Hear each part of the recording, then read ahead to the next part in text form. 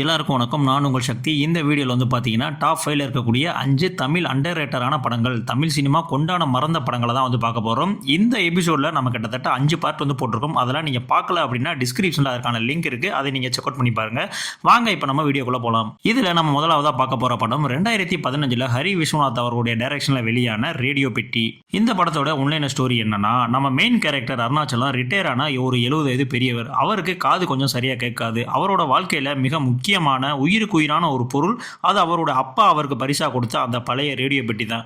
அந்த ரேடியோவில் வர பாடல்களும் நிகழ்ச்சிகளும் தான் அவரோட தனிமையான வாழ்க்கைக்கு ஒரு பெரிய துணையா இருக்கு. ஆனா அவரோட பையனுக்கும் மருமகளுக்கும் இந்த ரேடியோ சத்தம் பெரிய தொந்தரவா தெரியுது.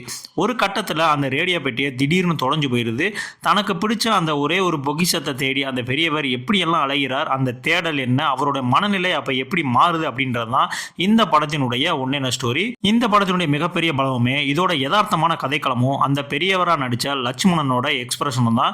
ஒரு முதியவரோட தனிமையையும் பழைய நினைவுகள் மேல இருக்கிற பாசத்தையும் அவரோட நடிப்பு அச்சசலா வந்து பிரதிபலிச்சிருப்பாரு. படத்தோட பின்னணி இசை இன்னொரு மிகப்பெரிய பலம். அந்த ரேடியோ பாடல்களும் மியூசிக்குக்கும் கதையோட எமோஷனலும் ரொம்ப அழகா வந்து தாங்கி பிடிச்சிருக்கும். எந்த ஒரு கமர்ஷியல் மசாலாத்தனமும் இல்லாம கூட்டு குடும்பத்தில் இருக்கிற ஈகோ மற்றும் முதியோர்களோட மனநிலையை ரொம்ப நேர்த்தியா ஆழமா கையாண்ட விதம் படத்துக்கு மிகப்பெரிய பலம்னு சொல்லுவேன். புதுச்சேரியோட அந்த கிராமத்து பின்னணியை காட்டியிருக்கிற கேமராவிற்கும் படத்துக்கு செம்ம சூப்பராக வந்து செட் ஆகிருக்கும். ஆனால் இந்த படம் எல்லாரும் பார்க்க முடியாது, ஏன்னா இது ஒரு மெலோ ட்ராமா விரும்பியா இருந்தீங்க அப்படின்னா கண்டிப்பாக அந்த படத்தை வந்து நீங்கள் பார்ப்பீங்க. அந்த அளவுக்கு ஒரு ஒர்த்தான படம் தான். கண்டிப்பாக அந்த படத்தை வந்து மிஸ் பண்ணிடாதீங்க. இந்த படம் உங்களுக்கு நெட்ஃப்ளிக்ஸில் அவைலபிளாக இருக்குது. பார்க்கல அப்படின்னா கண்டிப்பாக அந்த படத்தை வந்து செக் அவுட் பண்ணி பாருங்க. இதில் நம்ம ரெண்டாவதாக பார்க்க போகிற படம் 2019 விவேக் இளங்கோவன் அவருடைய டைரக்ஷனில் வெளியான வெள்ளைப்பூக்கள். இந்த படத்தினுடைய ஒன்லைன் ஸ்டோரி என்னன்னா, நம்ம படத்தினுடைய ஹீரோவான விவேக் தமிழ்நாட்டில் ரிட்டையர் ஆன ஒரு பக்கா போலீஸ் ஆஃபீஸர். இவருக்கு எப்போவுமே ஒரு விஷயத்தை துப்பறிஞ்சு கண்டுபிடிக்கிறதுல செம்ம ஆர்வம். சியாட்டில இருக்கிற அவரோட பையனை பார்க்கறதுக்காக அமெரிக்காவுக்கு கிளம்பி போறாரு. அங்க போன இடத்துல இவரோட பையனுக்கும் இவருக்கும் நடுவில் ஏகப்பட்ட கருத்து வேறுபாடு வருது. இந்த கேப்ல அந்த ஏரியாவில் அடுத்தடுத்து சில மர்மமான கடத்தல்களும் கொலைகளும் நடக்க ஆரம்பிக்குது. ஒரு கட்டத்தில் ருத்ரனுக்கு ரொம்ப க்ளோஸான ஒருத்தவங்களும் இந்த கேங்ஸ்டர் கும்பல் கிட்ட மாட்டிக்கிறாங்க. போலீஸ் மைண்ட் உள்ள நம்ம ஹீரோ அமெரிக்கா போலீஸுக்கே சவால் விடுற மாதிரி களத்தில் இறங்கி இந்த சைக்கோ சீரியல் கில்லர் யாரு, அவன் ஏன் இதெல்லாம் பண்றான்னு கண்டுபிடிக்கிற சீட்டேஜ் த்ரில்லர் தான் இந்த படத்தினுடைய ஒன்லைன் ஸ்டோரி. படத்தோட மிகப்பெரிய பலவுமே எப்பவுமே காமெடியான பார்த்த நம்ம விவேக் சார் இதுல ஒரு சீரியஸான ரிட்டையர்டு போலீஸ் ஆஃபீஸரா வந்து மிரட்டிருப்பாரு. அவரோட அந்த மெச்சூரிட்டியான நடிப்பு தான் இந்த படத்துக்கு ஒரு புதிய ஃபீலே வந்து கொடுத்துச்சு அப்படின்ற மாதிரி சொல்லுவேன். அதோட அமெரிக்காவோட சியாட்டில் சிட்டியை அந்த பனிமூட்டத்தோட காட்டியிருக்கிற அந்த வெஸ்டர்ன் லுக்கு செம்மையாக இருக்கும். அது இல்லாமல் ஒரு ஹாலிவுட் லெவலுக்கான ஒரு படம் அப்படின்ற மாதிரி நான் இதை வந்து சொல்லுவேன். படத்தில் இருக்கக்கூடிய எல்லா இன்வெஸ்டிகேஷன் சீன்ஸுகளும் சூப்பராக வந்து மெயின்டைன் பண்ணியிருப்பாங்க. அந்த சஸ்பென்ஸை கடைசி வரைக்கும் மெயின்டைன் பண்ணியிருப்பாங்க. யார் தான் வந்து இதெல்லாம் பண்ணுறாங்க அப்படின்றத நீங்கள் கடைசி வரைக்கும் கண்டுபிடிக்கவே முடியாது. ஸோ அந்த அளவுக்கு ஸ்க்ரீன் பிளே வந்து சூப்பராக வந்து மிரட்டி விட்டுருப்பாங்க. இந்த படம் கண்டிப்பாக எல்லாத்துக்குமே வந்து ஒர்க் அவுட் ஆகும். கண்டிப்பாக பார்க்கல அப்படின்னா அந்த படத்தை வந்து வாட்ச் பண்ணுங்கள். இந்த படம் வந்து பார்த்தீங்கன்னா உங்களுக்கு அமேசான் பிரைம் அண்ட் MX பிளேயர்லேயே இருக்குது. பார்க்காதவங்க கண்டிப்பாக அவரோட வந்து வாட்ச் பண்ணி பாருங்கள். அடுத்து நம்ம மூணாவதாக பார்க்க போகிற படம் 2026 KJ சுரேந்தர் அவர்களுடைய டைரக்ஷனில் வெளியான மாயபின்பம். இந்த படத்தினுடைய ஒன்லைன் ஸ்டோரினா, இந்த கதையோட பேக் ட்ராப்பே வந்து பார்த்தீங்கன்னா 2005 நடக்கிற மாதிரி செட் பண்ணியிருப்பாங்க. ஹீரோ ஜீவா கடலூர் சிதம்பரம் ஏரியாவில் அவனோட ஃப்ரெண்ட்ஸ் கேங்கோட ஜாலியாக சுற்றிட்டு இருக்க ஒரு காலேஜ் ஸ்டூடெண்ட்டு. அவனுக்கு அந்த ஏரியாவில் இருக்கிற ஒரு ஹாஸ்பிட்டலில் வேலை பார்க்குற சுமதி மேலே லவ் வருது. ஆனால் அவனோட ஃப்ரெண்ட்ஸு ரிலேஷன்ஷிப் பற்றி ரொம்ப சீப்பாக பேசுகிற ஒரு டைப்பு. இவங்க பேச்சினால இன்ஃப்ளூயன்ஸ் ஆகி ஜீவாவும் சுமதி காட்டுற உண்மையான காதலை வெறும் உடலுறவுக்கான ஆசை அப்படின்னு தப்பாக புரிஞ்சுக்கிறான். இந்த தவறான புரிதலால் அவன் எடுக்கிற ஒவ்வொரு தப்பான முடிவும் அவனுடைய வாழ்க்கையை எப்படி தலைகீழா மாத்துது, ஜெயில் வரைக்கும் வந்து கொண்டு போயிடும். ஃபைனலாக அதுல இருந்தெல்லாம் வந்து மீண்டு வந்தாரா இல்லையா அப்படின்றது தான் இந்த படத்தினுடைய ஒன்லைன் ஸ்டோரி. இந்த படத்தோட பலமே இந்த செகண்ட் ஹாஃப்ல வர்ற அந்த எமோஷனல் வெயிட்டேஜ் தான். ஃபர்ஸ்ட் ஹாஃப் முழுக்க ஜாலியாக போனாலும் செகண்ட் ஹாஃப்ல கேரக்டரோட அந்த குற்ற உணர்ச்சியை ரொம்ப அழுத்தமாக வந்து படம் பிடிச்சி வந்து காட்டியிருப்பாங்க. அதோட புதுமுகங்களான ஆகாஷ் மற்றும் ஜானகி 2 பேரோட நடிப்பும் படத்துக்கு ஒரு மிகப்பெரிய பலம் அப்படின்னு சொல்லுவேன். குறிப்பாக ஜானகி அவங்களோட எக்ஸ்பிரஷன் மூலமாகவே அந்த சுமதியோட எமோஷனலாக சூப்பராக வந்து கொண்டு வந்திருப்பாங்க. படத்தோட கேமரா ஒர்க் எல்லாமே வந்து பார்த்தீங்கன்னா பக்காவாக இருக்கும். பின்னணி இசை வந்து சூப்பராக இருக்கும். இந்த படத்தோட நெகட்டிவாக நான் பார்த்த ஒரே விஷயம், ஃபர்ஸ்ட் ஹாஃப் வந்து கொஞ்சம் ஸ்லோவாக போகும், அது மட்டும்தான். கண்டிப்பாக இந்த படமும் ஒரு வாட்சபிளான ஒரு படம் தான். இந்த படத்தை நீங்கள் பார்க்கணுன்னா சன் NXTல அவைலபிளாக இருக்குது. பார்க்கல அப்படின்னா கண்டிப்பாக இந்த படத்தையும் ஒரு வாட்ச் பண்ணிட்டு வாங்க. அடுத்து நம்ம நாலாவதாக பார்க்க போகிற படம் 2018 ஜிஆர் ஆதித்யா அவர்களுடைய டைரக்ஷனில் ரிலீஸ் ஆன சவரக்கத்தி.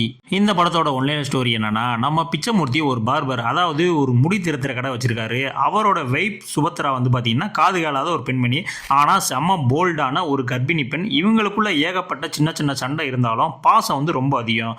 ஒரு நாள் இவங்க 2 பேரும் ஒரு கல்யாணத்துக்காக 2 வீலரில் கிளம்புறாங்க. அதே ரோட்டில் ஜெயிலில் இருந்து பரோலில் வெளியே வந்த மங்காங்கிற ஒரு பயங்கரமான ரவுடி காரில் போயிட்டு இருக்கான். ரோட்டில் நடந்த ஒரு சின்ன வம்பால் இந்த பிச்சைமூர்த்திக்கும் அந்த மங்காவுக்கும் நடுவில் செம மோதல் ஆகிடுது. மங்காத்தாவுக்கு கோபம் தலைக்கேறி இன்னைக்கு சாயங்காலம் 6 மணிக்குள்ளே உன்னை வெட்டலை, நான் மனுஷனே இல்லடான்னு சவால் விடுறான். அதுக்கப்புறம் சாயங்காலம் 6 மணி வரைக்கும் அந்த ரவுடிக்கிட்ட இருந்து பிச்சைமூர்த்தியும் அவன் குடும்பமும் எப்படி தப்பிச்சு ஓடுறாங்க அப்படின்றதான் இந்த படத்தினுடைய ஒன்லைன ஸ்டோரி. இந்த படத்தினுடைய மிகப்பெரிய பலமே இந்த யூனிக்கான ஒரு டார்க் காமெடியான படமாக இந்த படத்தை எடுத்தது தான். படம் முழுக்க சீரியஸான சுச்சுவேஷன் ஓடிட்டு இருந்தாலும் கேரக்டரோட ரியாக்ஷன் நம்மளை செம்மையாக வந்து சிரிக்க வைக்கும். ஒரு டார்க் காமெடி படம் தான். அது மட்டும் இல்லாமல் மிஸ்கினோட நடிப்பு இதில் ரொம்ப சூப்பராகவே வந்து இருக்கும். ஒரு சைக்கோ ரவுடியான ஒரு பெர்ஃபார்மன்ஸ் வந்து இந்த படத்தில் வந்து கொடுத்துருப்பாப்புல. பூர்ணாவோட ஆக்டிங் இன்னும் ஒரு படி மேலே போய் ஒரு காது கேளாத கர்ப்பிணி பெண்ணா அந்த மதுரை ஸ்லாங்கில் அவங்க பண்ணுற பெர்ஃபார்மன்ஸ் சும்மா வெளுத்து வந்து வாங்கியிருப்பாங்க. படத்தில் எந்த இடத்துலையுமே வந்து லேக் ஆகுது. ஆனால் இது பிளாக் காமெடி படம் அப்படின்றதுனால இந்த பிளாக் காமெடி நிறைய பேருக்கு செட்டும் ஆகலாம், செட் ஆகாமையும் போகலாம். பட் என்னை பொறுத்த வரைக்கும் இந்த படம் கண்டிப்பாக நீங்கள் வந்து பார்க்க வேண்டிய படம். கிளைமேக்ஸில் ஒரு சரியான மெசேஜோட இந்த படத்தை வந்து முடிச்சிருப்பாங்க. இந்த படம் உங்களுக்கு G5லே அவைலபிளாக இருக்குது. பார்க்கல அப்படின்னா கண்டிப்பான முறையில் இந்த படத்தை வந்து வாட்ச் பண்ணிட்டுவாங்க. அடுத்து நம்ம ஃபைனலாக பார்க்க போகிற படம் அனி ஐவி சசி அவருடைய டைரக்ஷனில் 2021 ரிலீஸ் ஆன தீனி. இந்த படத்தோட ஒன்லைன் ஸ்டோரி என்னன்னா, நம்ம ஹீரோ அசோக் செல்வன் லண்டனில் ஒரு மிகப்பெரிய ஹோட்டலில் செஃப்பாக வந்து வேலை பார்க்குறாப்புல. அவனுக்கு சாப்பாடுனா உயிர். ஆனால் அவனுக்கு ஒரு விசித்திரமான மெடிக்கல் ப்ராப்ளம் இருக்குது. அவனால் அழுகவே முடியாது, கண்ணில் தண்ணியே வராது. அந்த ஹோட்டலில் தான் ரீத்து வர்மாவும் வந்து வேலை பார்க்குறாங்க. இவங்க 2 பேருக்கும் நடுவில் லவ் ஸ்டார்ட் ஆகுது. இந்த கேப்பில் ஹீரோவோட லைஃப்பில் திடீர்னு மாயா அப்படின்ற நித்யா மேனன் வந்து வராங்க. அவங்க ரொம்ப எனர்ஜெட்டிக்கான ஆனால் கொஞ்சம் விசித்திரமான கேரக்டரு. இந்த மாயா யார், அவங்க வந்ததுக்கப்புறம் ஹீரோவோட லைஃப் என்ன ஆகுது, அவனோட அந்த அழுகை வராத ப்ராப்ளம் சரியாச்சா இல்லையாங்கிறது தான் செம்ம கலர்ஃபுல்லான கதை. படத்தோட மெயின் பலமே அதில் வர்ற அந்த சாப்பாடு பற்றின விஷுவல் தான். படம் முழுக்க விதவிதமான டிஷ்ஷை காட்டி பார்க்குற நமக்கே பசியை தூண்டி விட்டுருப்பானுங்க. அதோட நித்யா மேனனுடைய பெர்ஃபார்மன்ஸை படத்துக்கு பெரிய எனர்ஜி. அசோக் செல்வனும் அவங்களும் சேர்ந்து பக்காவான ஒரு பேரை வந்து இந்த படத்தில் வந்து நடிச்சிருப்பாங்க. படத்தில் செகண்ட் ஹாஃப்க்கு மேலே என்னடா எதுவும் ஹாரர் படம் பார்க்குறோமா அப்படின்ற மாதிரி உங்களுக்கு தோணலாம். பட் அந்த எலமெண்ட்டையும் சூப்பராக வந்து மெயின்டைன் பண்ணி வந்து படத்தில் வந்து கொடுத்துருப்பாங்க. ரீத்து வர்மா நித்யா மேனன் 3 பேருக்குள்ளே இருக்கிற இந்த ரிலேஷன்ஷிப்பை ரொம்ப மெச்சூரிட்டியாக பாசிட்டிவாக கையாண்ட விதம் படத்துக்கு ஒரு மிகப்பெரிய படம் அப்படின்ற மாதிரி சொல்லுவேன். படத்தோட நெகட்டிவ் அப்படின்னு என்னன்னு பார்த்தீங்கன்னா, ஃபர்ஸ்ட் ஹாஃப் கொஞ்சம் ஸ்லோவாக போகும். ஸோ நீங்கள் அதை மட்டும் அட்ஜஸ்ட் பண்ணிக்கிட்டீங்க அப்படின்னா கண்டிப்பாக நீங்கள் ஒரு தரமான படம் பார்த்த எஃபெக்ட் இந்த படம் பார்த்து முடிக்கும் போது இருக்கும். உண்மையிலே இந்த படம் ரொம்ப ரொம்ப ரொம்ப அண்டர் ரேட்டடான படங்க. இப்படி ஒரு படம் வந்துச்சு அப்படின்னு இங்கே நிறைய பேருக்கு வந்து தெரியாது. அந்த அளவுக்கு வந்து ஒரு படம். நீங்கள் கண்டிப்பாக இந்த படத்தை நீங்கள் வாட்ச் பண்ணல அப்படின்னா G5ல உங்களுக்கு அவைலபிளாக இருக்குது. ஃபஸ்ட்டு இந்த படத்தை போய் வாட்ச் பண்ணுங்கள். உண்மையிலே ஒரு தரமான ஃபீல் குட் படம். இந்த படத்தை தேட்டரில் பார்க்க மிஸ் பண்ணிட்டேன் மேடம் அப்படின்ற மாதிரி உங்களுக்கே தோணும். அந்த அளவுக்கு ஒரு ஒருத்தான படம். ஸோ கண்டிப்பாக அந்த படத்தை வந்து மிஸ் பண்ணிடாதீங்க. இப்போ நான் சொன்ன இந்த 5 படங்களில் என்னுடைய ஃபேவரட் எது அப்படின்னா கண்டிப்பாக நான் தீனி படத்தையும் சவரகத்தி படத்தையும் தான் சொல்லுவேன். நீங்கள் இந்த 5 படம் பார்த்துட்டீங்க அப்படின்னா உங்களுடைய ஃபேவரட் எது அப்படின்றத கண்டிப்பாக வந்து கமெண்ட்ஸில் வந்து சொல்லிட்டு போங்க. இதே மாதிரி தமிழில் அண்டர் ரேட்டடான படங்களுடைய சீரிஸ் நான் கண்டினியூ பண்ணணும் அப்படின்னா கண்டிப்பாக பார்ட் 7 அப்படின்ற மாதிரி கமெண்ட் பண்ணுங்கள். பார்ட் 7 வீடியோவும் நான் கிரியேட் பண்ணி வந்து போடுறேன். இதுக்கு முன்னாடி நம்ம சேனலை சப்ஸ்கிரைப் பண்ணாமல் பார்த்துட்டு இருந்தீங்கன்னா கண்டிப்பாக சப்ஸ்கிரைப் பண்ணிக்கோங்க. இந்த அண்டர் ரேட்டடான தமிழ் படங்களுடைய பிளேலிஸ்ட்டும் நான் வந்து கீழே கொடுத்துருக்கேன். ஸோ நீங்கள் அதுலேயும் ஒன்று ஒன்றா போய் வாட்ச் பண்ணி என்ஜாய் பண்ணுங்கள். இதே மாதிரியான அடுத்த ஒரு வீடியோவில் உங்களை வந்து நான் சந்திக்கிறேன். நன்றி.